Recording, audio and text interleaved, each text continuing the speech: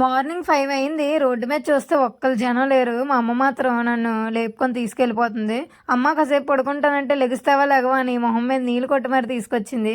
లెగిసి fresh up అయిపోయి గుడికైతే వచ్చాము. ఇంత పొద్దున్నే ఈరోజు ఎందుకు గుడికి తీసుకొచ్చామమ్మ అంటే ఈరోజు కార్తీక మాసం స్టార్టింగ్, పూజ చేసుకోవాలి, శివాలయంకి వెళ్దాం పదా అంటే సరే ఇంకేం చేసేది లేదని రెడీ అయిపోయి అయితే వచ్చేసాము. వెళ్ళగానే గరికి స్తంభం దగ్గరికి అయితే వచ్చేసాము.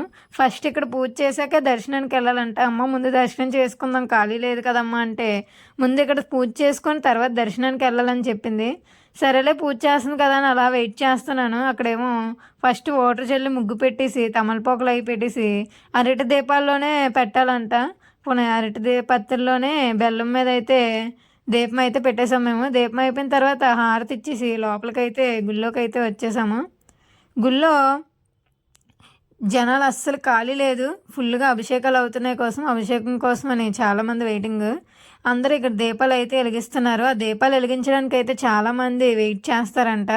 అయితే దర్శనం చేసుకొని అయితే వచ్చేసాము. ఇక్కడ కార్తీక మాసం ఫస్ట్ రోజు కాబట్టి స్వామివార్లు మాలలు వేసుకోవడానికి అయితే ఉన్నారు. మాలలు అయితే వేసుకుంటున్నారు. ఇంకా మాలలు అయితే వేసుకోలేదు, రెడీగా ఉన్నారు గురుస్వామి దగ్గరికి. అలా దర్శనం చేసుకొని బయటకు వచ్చిన తర్వాత నాగేంద్ర స్వామి దగ్గరికి అయితే వచ్చాము. అక్కడ కూడా కొంచెం దీపం పెట్టేసుకొని దండం పెట్టుకొని అయితే వస్తాము. బయటకు వచ్చిన తర్వాత ఇక్కడ ఉసిరి చెట్టు అది ఉంది. ఇప్పుడు ఉసిరి చెట్టు దగ్గర కూడా దీపం పెట్టేసి వెళ్ళిపోదాం అంటే వచ్చాము. ఇది అండి ఈరోజు వీడియో నచ్చితే లైక్ చేసి